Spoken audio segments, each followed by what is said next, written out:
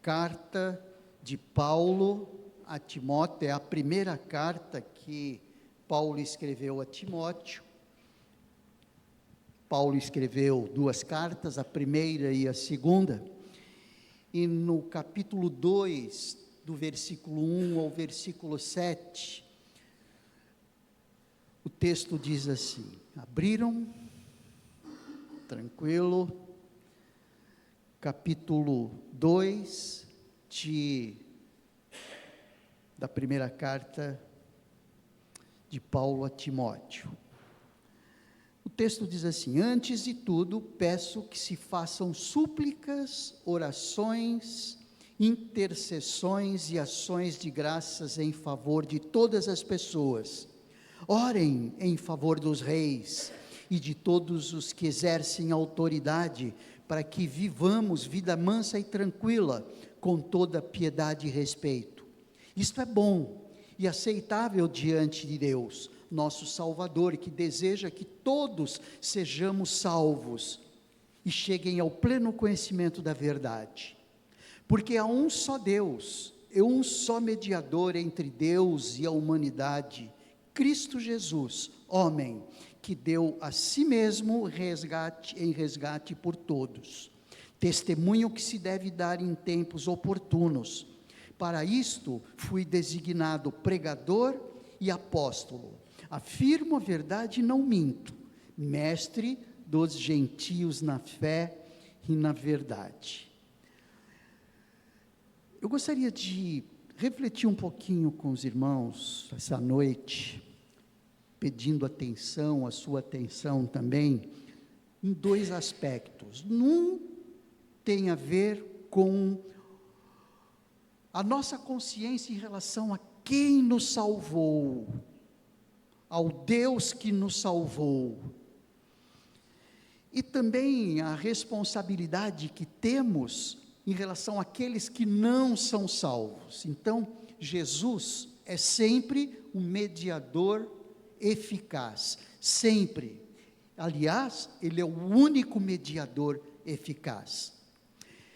Esse texto, ele mostra isso de maneira muito clara, especialmente no versículo 5, porque há um só Deus e um só mediador entre Deus e a humanidade, Cristo Jesus, homem, que deu a si mesmo em resgate por todos.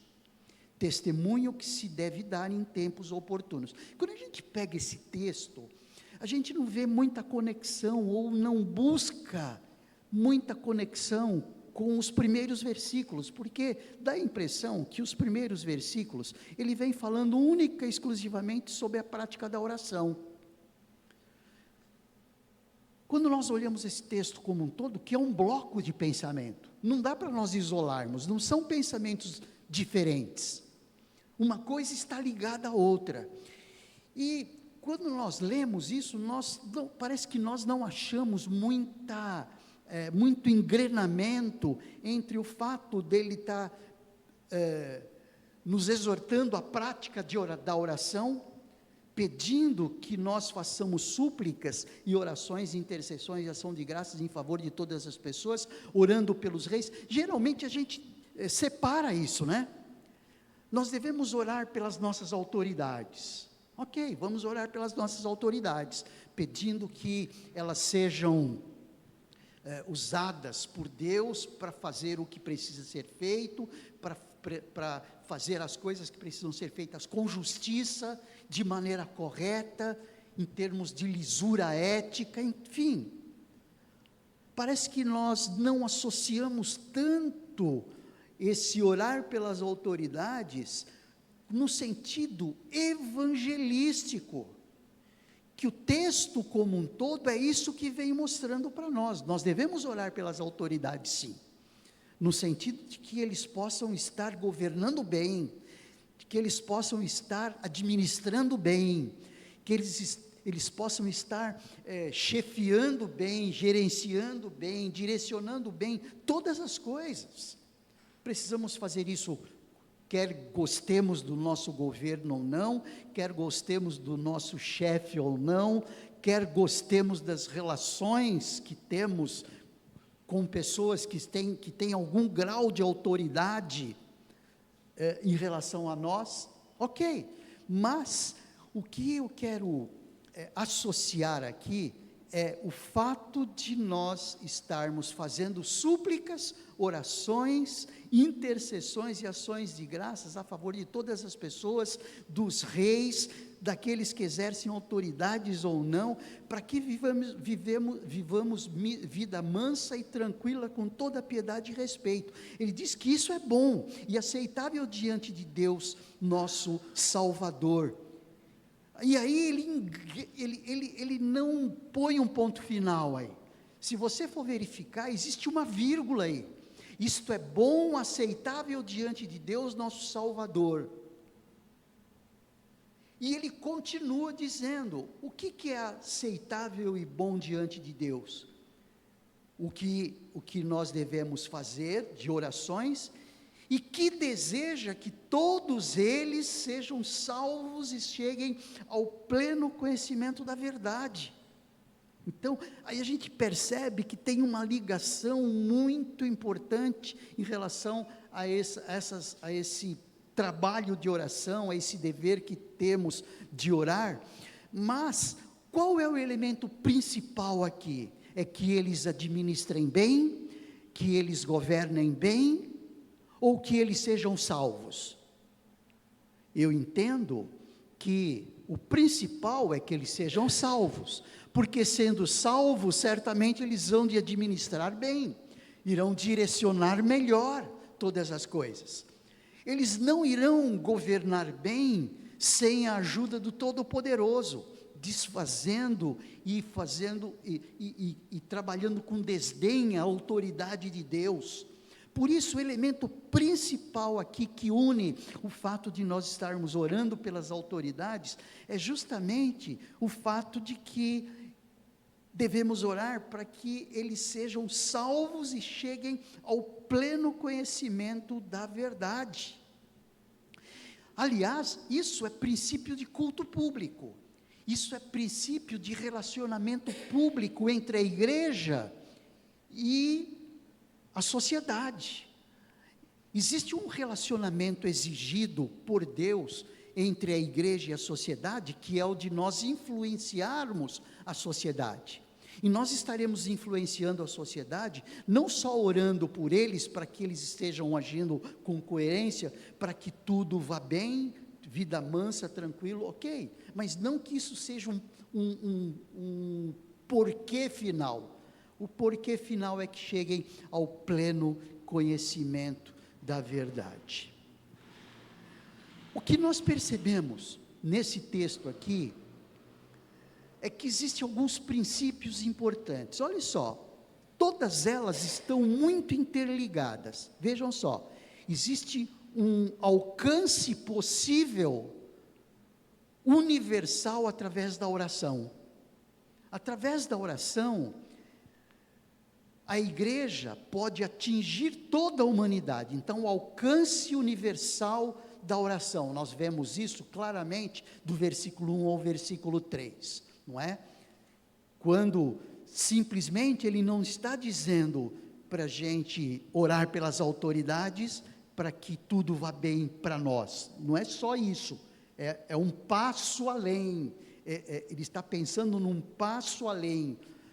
Por que é um passo além?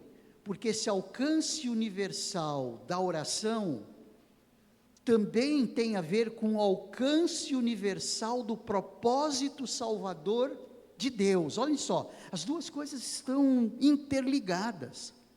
É o alcance através da oração, para que se possibilite um alcance universal do propósito de Deus, que também tem um alcance universal.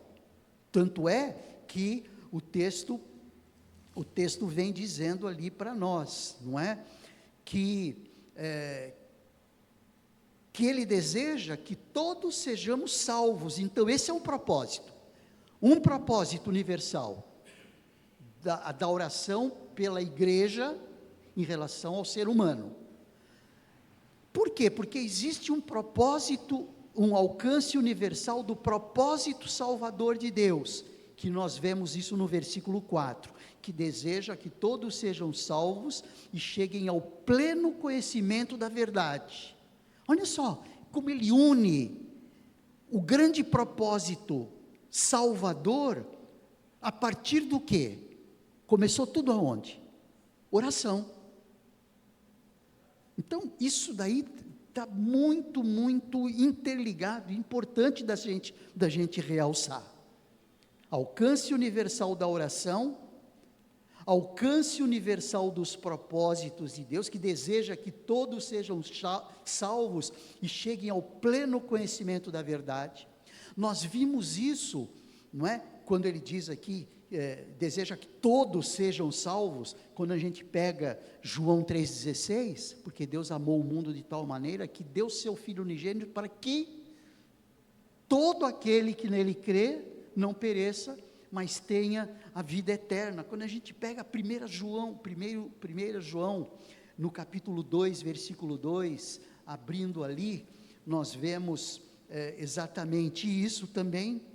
1 João capítulo 2, versículo 2, quando ele diz que ele, além de ser advogado, que é o final do versículo 1, ele é a propiciação pelos nossos pecados, e ele diz, e não somente pelos nossos próprios, mas também pelos do mundo inteiro. Olha só o alcance do propósito salvador de Deus, que começou com o propósito, com o alcance universal através da oração. Ou seja, tudo começa na oração. Muitas vezes nós temos dificuldade de orar pela salvação das pessoas. Assim, geralmente a gente ora pela salvação dos nossos, a nossa família, de pessoas que estão próximas de nós, mas orar pela salvação do nosso presidente, quer gostemos ou não, orar pela salvação da sociedade, daquele que está cometendo as maiores atrocidades aí fora, não é? Daqueles que estão assaltando, não é? Daqueles que deram um tiro na cabeça daquele menino que estava na bicicleta, no telefone. Veja, tudo começa com o quê? Com o alcance universal que a oração tem. E às vezes a gente fica segurando isso para nós, talvez muito preocupados com os nossos próprios problemas, preocupados com as nossas próprias situações, olhando para o nosso próprio umbigo muitas vezes, e perdemos a dimensão da Missio Dei. Então isso tem a ver com Missio Dei. Quando nós olhamos, por exemplo, um texto de 2 Coríntios, no capítulo 5, versículo 18, se você abrir ali em 2 aos Coríntios, capítulo 5, versículo 18, quando o texto diz ali para nós, ora, tudo provém de Deus, que nos reconciliou consigo mesmo por meio de Cristo e nos deu o ministério da reconciliação. Onde começa o ministério da reconciliação? O ministério da reconciliação começa com a oração, com esse alcance universal da oração. E aí ele continua dizendo o versículo 19 assim, a saber, ou seja, nos deu o ministério da reconciliação, qual? Esse qual talvez substitui a palavra a saber, que Deus estava em Cristo, reconciliando consigo o mundo, não levando em conta os pecados dos seres humanos e nos confiando a palavra de reconciliação. A salvação é ilimitada da perspectiva de Deus. Ou seja, Deus não limita a salvação de pessoas. A salvação está direcionada a todas as pessoas. Quem limita a salvação é a própria incredulidade. A incredulidade é quem limita a salvação. Não é Deus quem limita a salvação. Por isso é que Deus amou o mundo de tal maneira que deu seu Filho unigênito para que todo aquele que nele crê, é todo aquele que nele crê, ou seja, ele não limitou. Mas qual é a limitação? Aquele que crê. Então, a incredulidade é que limita a salvação. Então a salvação não é limitada por Deus, mas pelo incrédulo ou pela incredulidade dos homens. Então a gente vê aí como esse alcance universal do propósito de Deus, o quanto esse propósito universal do propósito de Deus é universal. E muitas vezes a gente não percebe ou tem dificuldade de perceber isso. Agora, esse alcance universal da oração, que proporciona ou que nos faz entender o alcance universal do propósito salvador de Deus, salvador do Pai, nos leva a pensar no alcance do alcance universal da redenção. Então, o alcance universal da oração, o alcance universal do propósito de Deus e alcance universal da redenção de Deus. Ali no versículo 5 e 6, não é, do texto de 2 Timóteo ali. Olha só, olha a ligação que ele faz ali. Versículo 4, que deseja, ou seja, isto é bom e aceitável diante de Deus, ou seja, o que é bom? Que nós oremos pelas autoridades, ali no versículo 1, isto é bom, que deseja que todos sejam salvos e cheguem ao pleno conhecimento da verdade. E aí, ele diz um porquê, porque há um só Deus. Então veja só que ele liga esse versículo 5 ao versículo 6, a tudo aquilo que ele vem dizendo. Por que tudo isso que eu estou dizendo? Por que esse alcance universal da oração? Por que esse alcance universal do propósito de Deus? Porque há um só Deus, e há um só mediador entre Deus e a humanidade, Cristo Jesus, homem, que deu a si mesmo em resgate por todos, testemunho que se deve dar em tempos oportunos. Ele começa dizendo que há um só Deus.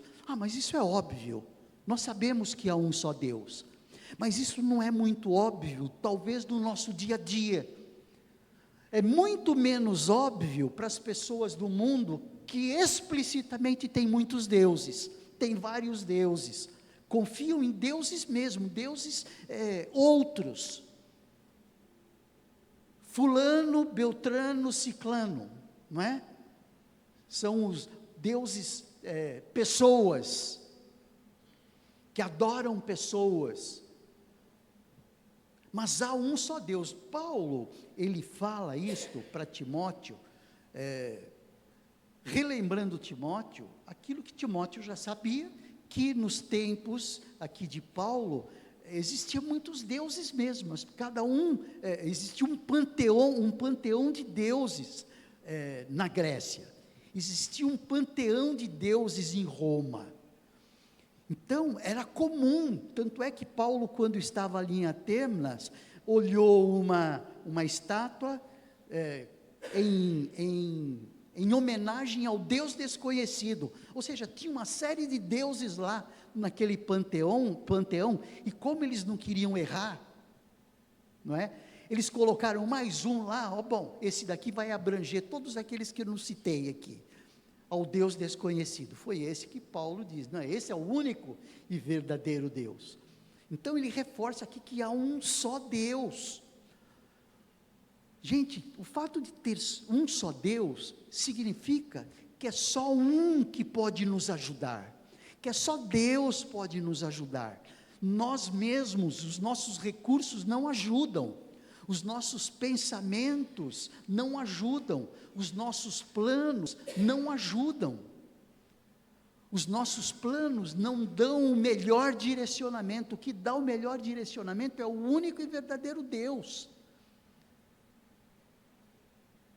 Existem formas bem não claras, subliminar mesmo. Por exemplo, eu estou confiando em quê? Eu estou confiando nos médicos mais do que em Deus? Eu estou confiando mais no resultado financeiro para minha felicidade? Eu estou buscando ou confiando mais na escola do meu filho para ele poder ser um grande homem. Muitas vezes nós vamos nessa direção, não é mesmo? Nós vamos nessa direção, nós confiamos muito mais nos preceptores dos nossos filhos, nos professores dos nossos filhos, na escola que os nossos filhos estão, do que naquele que é capaz de dirigir os nossos filhos, é capaz de organizar a mente deles, é capaz de fazer com que a sua mente administre bem o seu relacionamento com Deus. Veja, como existem muitas formas bem escondidas aí de nós estarmos muito mais dependendo de um ser humano do que dependendo de Deus. Esse pelo menos é uma das lições que a gente pode ter aqui. E quando ele diz, olha, porque há um só Deus e um só mediador, ou seja, nós já vivemos isso, nós já experimentamos isso e sabemos que a única forma de nos ligarmos a Deus é Jesus. Ponto final. Mas essa é uma mensagem que nós precisamos proclamar. As pessoas lá de fora não confiam em Jesus como seu Salvador. E se não confiam em Jesus como seu Salvador, não vão confiar nele como seu Senhor, não vão ter nele como seu Senhor. Quem é o Senhor então? São eles mesmos, são esses deuses criados, que não existem, que são criados pela própria imaginação humana. E o apóstolo Paulo fala, olha, relembre isso, mostre isso, ensine isto. Há um só Deus e um só mediador entre Deus e a humanidade, Cristo Jesus, homem que deu a si mesmo em resgate por todos. Só existe um mediador. Quando nós olhamos ali em 2 aos Coríntios, no capítulo 5, versículo 19, voltando ali, quando ele diz ali para nós, ou seja, a saber que Deus estava reconciliando consigo o mundo, não levando em conta os pecados dos seres humanos e nos confiando a palavra de reconciliação. Preço pago para libertar um escravo é o que nós podemos perceber no elemento de resgate aqui. Quando o texto diz que Jesus foi dado a si mesmo em resgate por todos. Olhem só, ele foi dado em resgate por todos. É como se um preço, na realidade, um preço foi pago por esse nosso resgate. Nós fomos resgate porque teve um resgatador, aquele que abriu mão de si mesmo, aquele que pagou o preço para o nosso resgate. E esse é o mediador entre Deus e a humanidade. Esse que deu a própria vida em resgate de cada um de nós. Agora, só uma observação aqui importante, porque alguns dizem assim, olha, Jesus foi dado em resgate por todos. E ali em João capítulo 3, versículo 16, diz que Deus amou o mundo de tal maneira que deu seu Filho unigênito para que todo aquele que nele crê não pereça, mas tenha vida eterna. Se bem que ali em João, ele mostra esse todo aquele que nele crê, mas esse todo pode dar ideia de universalismo, como muitos creem hoje. Muitos creem evangélicos, creem que todos serão salvos, que ninguém vai deixar de ser salvo. Agora, o grande problema é que as pessoas não conseguem entender qual é a diferença entre a suficiência de Cristo e a eficiência de Cristo. Deus é suficiente para todos. Cristo é suficiente para salvar a todos. Mas Ele é eficiente somente para aqueles que creem nele. Quem crê no Filho, tem a vida. Quem não crê no Filho não tem a vida, mas a ira de Deus sobre ele permanece. Então, esse jogo de palavras, ele é muito importante que da gente ressaltar. Jesus, ele é suficiente para salvar toda a humanidade, e é isso que Deus deseja, não é? Quando no versículo 4 ele diz que deseja, esse Deus, não é? É aceitável diante de Deus, nosso Salvador, que deseja que todos sejam salvos. Essa palavra que deseja que todos sejam salvos, já pressupõe que ele deseja, mas que não necessariamente todos serão. Isso faz com que esse jogo de palavras se consolide, que a suficiência de Deus, a suficiência do sacrifício de Jesus, a suficiência desse mediador, é suficiente para salvar toda a humanidade, mas é eficiente somente aqueles que creem, somente aqueles que o recebem, somente aqueles que desejam, não é, receber a Jesus, aqueles que alguns, não é, já colocam aí a questão daqueles que foram predestinados, não é? Enfim, aí a gente entra num campo bastante especulativo, mas dá para a gente perceber como o apóstolo Paulo aqui, ele foi bastante convincente aí para Timóteo, mostrando que o alcance universal da oração nos faz entender o alcance universal dos propósitos de Deus, que nos faz entender o alcance universal da redenção da humanidade, né, da salvação da humanidade, e que nos faz entender agora com o versículo 7, um alcance universal através do Evangelho. Olha só como as coisas estão bem ligadas uma à outra. O alcance universal da oração leva ao alcance universal do propósito de Deus, que leva o alcance universal da redenção do homem, através do alcance universal do Evangelho, que é o que o versículo 7 diz. Para isto fui designado, pregador e apóstolo. Afirmo a verdade, não minto, mestre dos gentios na fé e na verdade. Por que o Evangelho? Pregador do quê? Pregador do Evangelho de Cristo. Pregador do quê? Pregador da verdade. Quem é a verdade? Cristo é a verdade, através do Evangelho, não é? Que é a salvação, que é o poder para a salvação de todo aquele que crê, como Paulo mesmo diz em Romanos, no capítulo 1, versículo 16. Então, essa interação desses versículos me chamou bastante atenção. Antes de tudo, peço que se façam súplicas, orações, intercessões e ações de graças em favor de todas as pessoas. Orem em favor dos reis e de todos os que exercem autoridade, para que vivamos vida mansa e tranquila, com toda piedade e respeito. Mas que a gente não fique por aí.